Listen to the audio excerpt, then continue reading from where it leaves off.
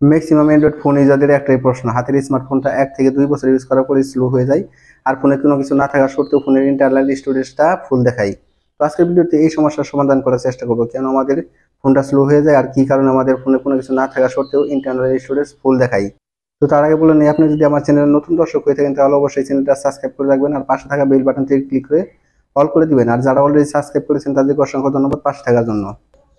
Phone slow হওয়ার প্রথম এবং প্রধান কারণ হলো একটি, সেটি হলো আমাদের ফোনের ইন্টারনাল স্টোরেজটা ফুল হয়ে থাকা।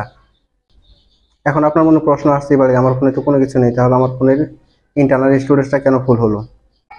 আমি বলবো আপনার ফোনে আছে, আপনার ফোনে অনেক কিছু আছে যেগুলো আপনি ডিলিট করতে পারেননি কিংবা ডিলিট করার চেষ্টা করা সত্ত্বেও সেগুলো রয়ে গেছে।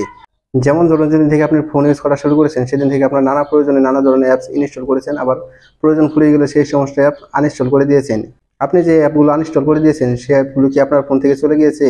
না, সেগুলো আপনার ফোনে রয়ে গেছে, আপনি সেগুলোকে প্রপারলি ডিলিট করতে পারেননি।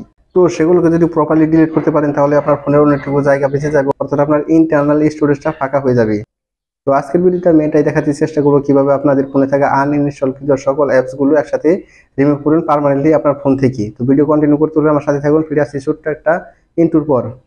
বন্ধুগণ, চলে এসেছি আমার মোবাইলের স্ক্রিনে। এখান থেকে আমি এখন দেখিয়ে দিচ্ছি কিভাবে আপনার ফোনে যত অ্যাপস আনইনস্টল করা হয়েছে সমস্ত অ্যাপগুলো কিভাবে দেখবেন এবং কিভাবে সেগুলো ডিলিট করবেন। তো এই জন্য প্রথমে চলে যাবেন আপনার ফোনে থাকা গুগল প্লে স্টোরে। আমি আমার গুগল প্লে স্টোরটি ওপেন করে নিচ্ছি।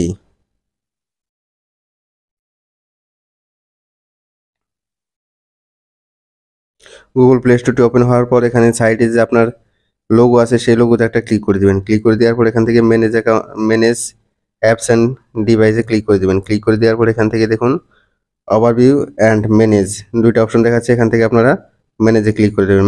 ম্যানেজে ক্লিক করে দেওয়ার পর এখান থেকে দেখুন ইনস্টলড, নিচে একটা অ্যারো বাটন আছে, অ্যারো বাটনে ক্লিক করে দিবেন। ক্লিক করে দেওয়ার পর এখান থেকে নিচে দেখুন নট ইনস্টলেড, এখানে লেখা বসেছে নট ইনস্টলেড, এখানে আপনারা ক্লিক করে দেবেন। ক্লিক করে দেওয়ার পর দেখুন এখানে আপনাদের যতগুলো অ্যাপস ইনস্টল করেছিলেন এবং অপ্রয়োজনীয় যতগুলো অ্যাপস আনইনস্টল করে দিয়েছেন সমস্ত অ্যাপসগুলো এখানে আপনারা পাবেন। অর্থাৎ আপনার ফোনে কেনার পর থেকে যতগুলো অ্যাপস আপনারা ইনস্টল করেছিলেন এবং অপ্রয়োজন হলে যেগুলো আপনারা আনইনস্টল করে দিয়েছেন সমস্ত অ্যাপস এখানে শো করছে। এগুলো কিন্তু আপনার ডিভাইসের জায়গা খাচ্ছে, অর্থাৎ এগুলো আপনার ডিভাইসে রয়ে গেছে। আপনি আনইনস্টল করে দিয়ে ভাবছেন যে এগুলো আমার ফোন থেকে চলে গিয়েছে পার্মানেন্টলি ভাবে, কিন্তু এগুলো আসলে যায়নি। সমস্তগুলো আপনার ফোনে চলে এসেছে, মানে আপনার ফোনে আছে। এগুলো এখন পার্মানেন্টলি কীভাবে ডিলিট করতে হয় সেটি আমি এখন দেখিয়ে দিচ্ছি। দেখুন আমার ফোনে কিন্তু সমস্ত অ্যাপস চলে এসেছে। এগুলো আমি ফোন কেনার পর থেকে প্রয়োজনে ইনস্টল করেছি এবং অপ্রয়োজনে আনইনস্টল করে দিয়েছি, কিন্তু আমার সেট থেকে প্রপারলি রিমুভ হয়নি। তো রিমুভ করার জন্য এখন আমাকে সাইডে যে এই টিক চিহ্ন দেওয়ার মতো একটা ঘর আছে, এখানে সমস্ত অ্যাপগুলো আমি